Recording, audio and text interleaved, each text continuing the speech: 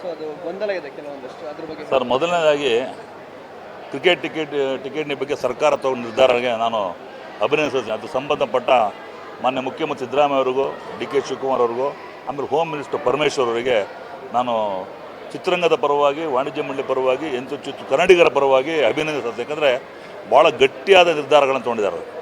ಆ ನಿರ್ಧಾರನ ಮುಂದುವರ್ಸ್ಕೊಂಡು ಹೋಗಲಿ ಅಂತ ನಾನು ಮತ್ತೊಂದು ಕಳ್ಕೊಂಡು ಪ್ರಾರ್ಥನೆ ಮಾಡ್ತೀನಿ. ಯಾಕಂದರೆ ಕಳೆದ 2016 ಇದ್ರ ಬಗ್ಗೆ ಬುನಾದಿ ಸ್ಟಾರ್ಟ್ ಮಾಡಿದ್ದೆ ಸಾರಾ ಗೋವಿಂದ್. ನಾನು ಆವಾಗ ಸೆಕ್ರೆಟರಿ ಆಗಿದ್ದೆ. ಸರ್ಕಾರದಲ್ಲಿ ಸಾಕಷ್ಟು ಒತ್ತಡ ಕೊಟ್ಟು ಮಾನ್ಯ ಮುಖ್ಯಮಂತ್ರಿಗಳು ಸಿದ್ದರಾಮಯ್ಯ ಅವರು ಇದ್ದರು. ಅವು ಮಾಡಿದಾಗ ಅದನ್ನು ಅನೌನ್ಸ್ ಮಾಡಿದ್ರು. ಇವನ್ ಗೆಜೆಟ್ ನೋಟಿಫಿಕೇಷನ್ ಮಾಡಬೇಕು ಅಂದಾಗ ಆ ತಾಂತ್ರಿಕ ತೊಂದರೆಯಿಂದ, ಕೆಲವು ಪಟ್ಟಬದ್ಧ ಹಿತಾಸಕ್ತಿಗಳ ಒಳಸಂಚಿಂದ, ಬೇರೆ ಹೇಳ್ಬಾರ್ದು, ಮಲ್ಟಿಪ್ಲೆಕ್ಸ್ನವರೇ ಮಾಡಿರ್ತಾರೆ. I don't know anything about the inner secret.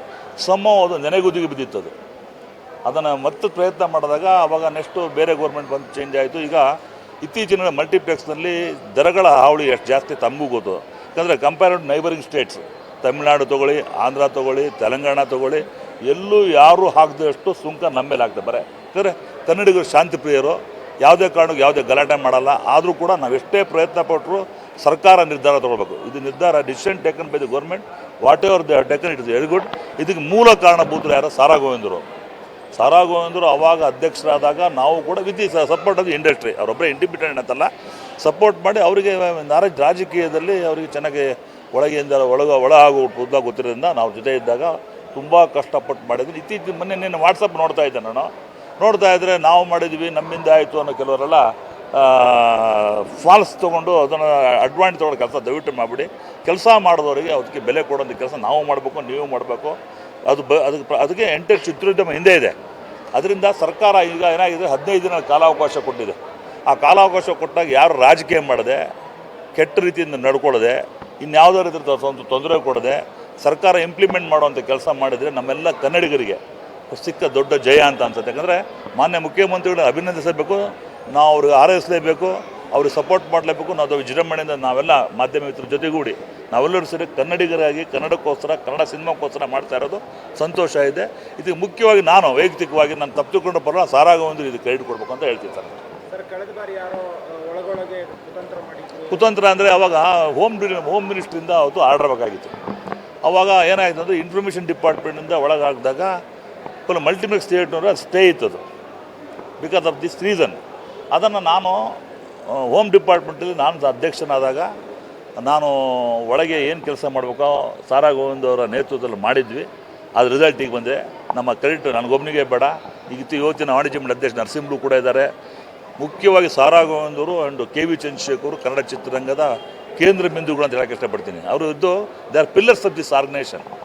K C N Chandru ಇಲ್ಲ, ಇವತ್ತು ಯಾರು ನಮ್ಮ ತಲಂ ನಂಜುಂಡ ಇರ್ಬೋದು, ಆಮೇಲೆ ನಮ್ಮ ಎಸ್ ರಮೇಶ್ ಇರ್ಬೋದು.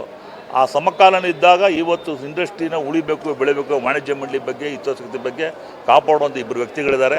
ಅವ್ರಿಗೆ ನಾನು ಕ್ರೆಡಿಟ್ ಕೊಡ್ತೀನಿ. ಮುಖ್ಯವಾಗಿ ಸಾರಾ ಗೋವಿಂದ್, ಕೆ ವಿ ಚಂದ್ರಶೇಖರ್ ಅಂತ ಹೇಳ್ತೀನಿ ಸರ್. ಅಧ್ಯಕ್ಷರು ಏನಾಗಿದ್ದಾರೆ, ಅವರು ಏನೇ ಆದರೂ ಸರ್ಕಾರ ಮಟ್ಟದ ಆಗಿರೋ ಕೆಲಸಕ್ಕೆ ವಾಣಿಜ್ಯ ಮಂಡಳಿ ಏನು ಸ್ಪಷ್ಟನೆ ಕೊಡ್ತಾರೆ ಅಂದರೆ, ಆಕ್ಷೇಪಣೆ ಇದು ಫಾರ್ಮಲ್ ಪ್ರೊಸೀಜರ್.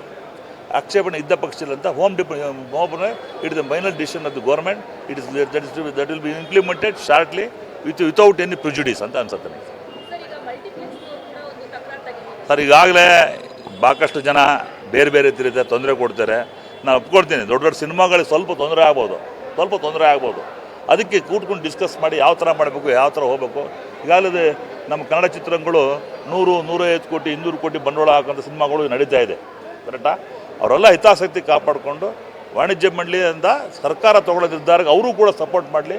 200 ರೂಪಾಯಿ ಟಿಕೆಟ್ ಮಾಡಿದ್ದು ಭಾಳ ಸ್ವಾಗತಾರ್ಹ.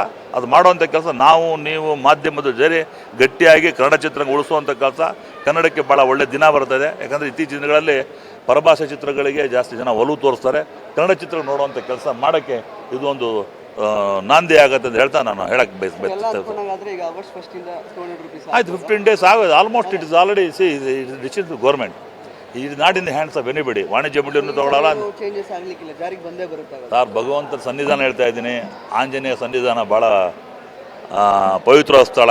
ಇದು ಗಟ್ಟಿಯಾಗಿ ನಿಲ್ಲುತ್ತೆ. ಆ ನಿರ್ಧಾರಕ್ಕೆ ತಕ್ಕಂತೆ ತಾವು ಕೂಡ ಸಪೋರ್ಟ್ ಮಾಡಿ ಇದನ್ನು ಇಂಪ್ಲಿಮೆಂಟ್ ಮಾಡೋಂಥ ಕೆಲಸ ಮಾಡಿ ನಿಮಗೂ ಜವಾಬ್ದಾರಿ ಕೊಡ್ತೀವಿ.